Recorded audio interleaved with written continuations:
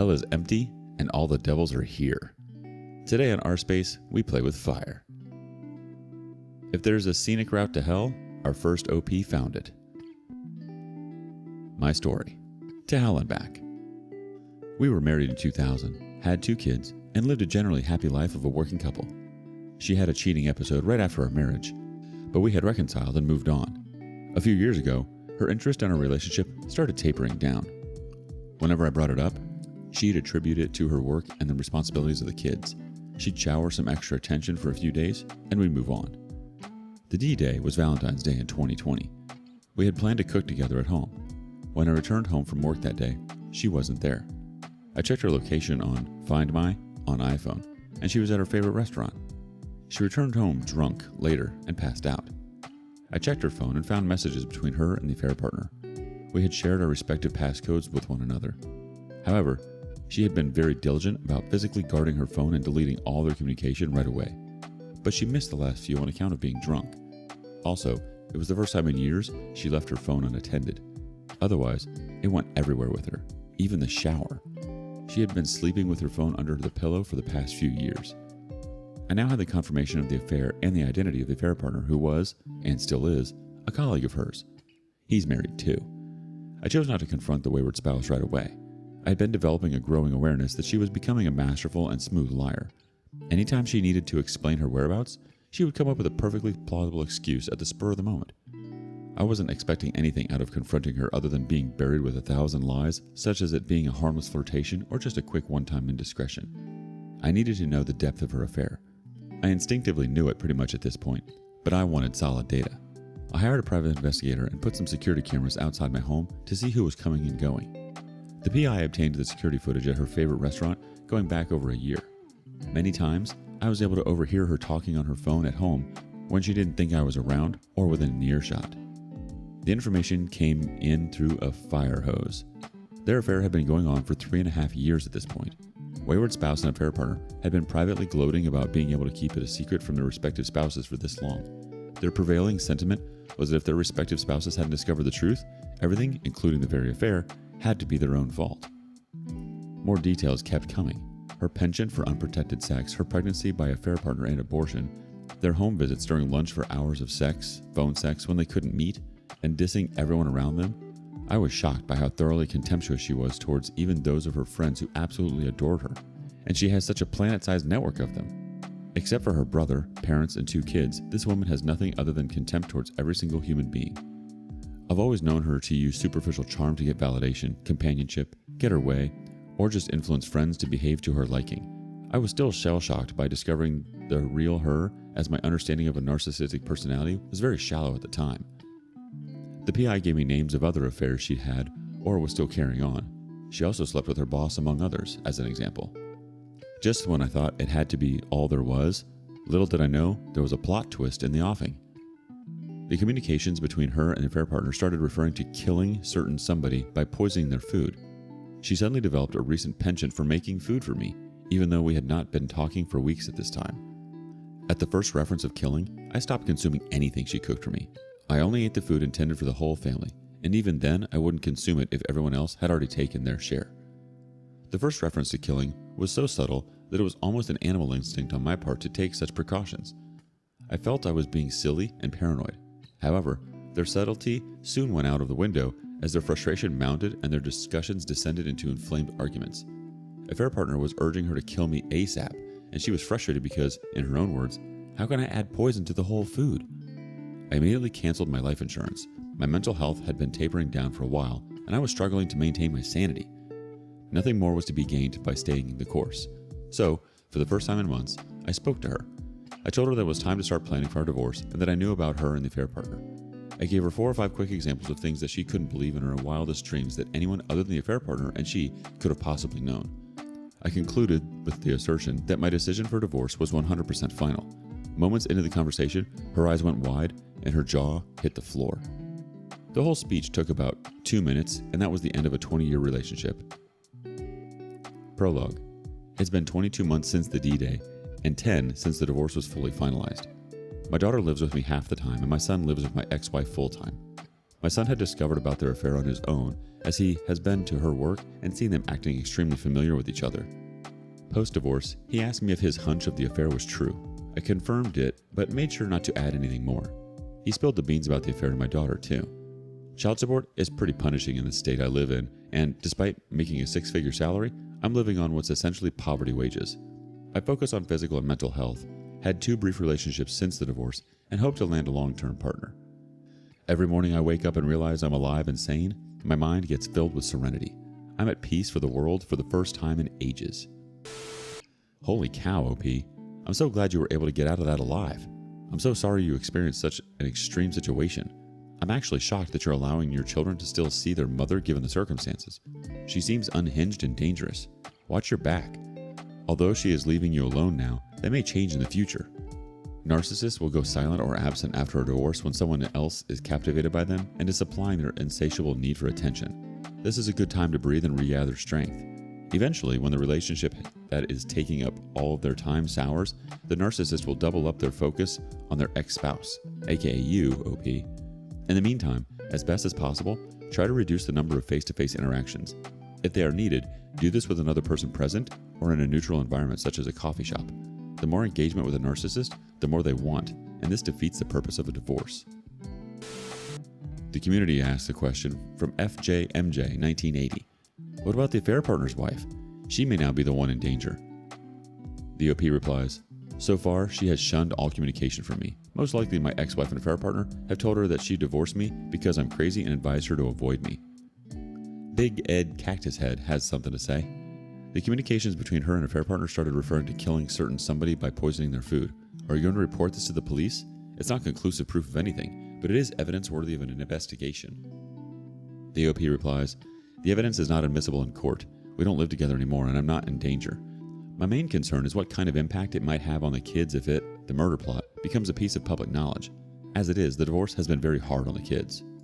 Banatich responds back, the evidence that you obtained might not be admissible in court, but your lawyer should have involved law enforcement as soon as you knew about the plot. They would have helped you in securing a warrant. Now the guy is complaining to be living on poverty wage where he could have gotten those guys in jail, gotten full custody, etc. Facepalm, this has to be fan fiction. The OP replies, please. I did consult a lawyer. I was told talking about killing someone is not a crime, only if they're caught taking an action on it. Also, note what I said about its effect on the kids. Accomplished Milk 816 chimes in. So your son knows your mom cheated and wanted to kill you, but wants to live with his mother? The OP replies, my son only knows of one affair and nothing else. He's always been close to his mom and chose to stay with her post-divorce. In divorce court, teenagers get 100% say in this matter. I haven't told him about anything else as it might devastate him. Irrespective of her merits as a wife and partner, my ex-wife is a good mother. The next response from Night Ravage 50s Lady. Wow, so happy you are free. Even if life circumstances are challenging, you are focused on the right things. I am 7 years post accidentally finding a text on my ex's phone and eventually uncovering years of lying, cheating, and essentially living a secret life while I played dutiful, working supermom. After the worst of the trauma wore off, I had this overwhelming feeling. I was living my life and not a pawn in someone else's web of lies. He stole 11 years of my life, but I got my future back. Keep moving forward. There's only good things ahead. The OP responds, your experience and thoughts so resonate with me. I'm glad to have the love of my kids and an optimistic future. If nothing else, this experience has given me a gift of resiliency. I'm happy for you that you're past your trauma and have your future back. I think this can be a rallying cry for all the cheated ones. Own the future. Accomplished Milk 816 is back again for another comment. Wait, did she admit wanting to murder you? Do your kids know that? Did you tell the affair partner's spouse?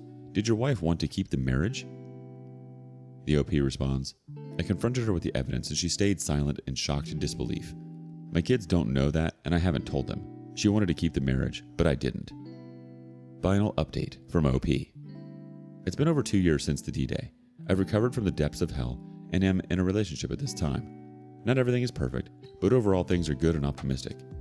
When I was at my nadir right after the D-Day, I used to read these lines, sometimes aloud, that I had jotted down for myself. I'm leaving it here in case it might help someone else. I'll be leaving this sub soon, and I wish all the best to all current and future people in recovery. I'll be dignified. I'll never indulge in self-pity. I'll never blame myself. I'll be the best dad to my kids. I'll never be anyone's second choice. I'll never trust her. I'll live a good life. Wow, I love this for you, OP. Thank you so much for sharing these beautiful and inspiring words.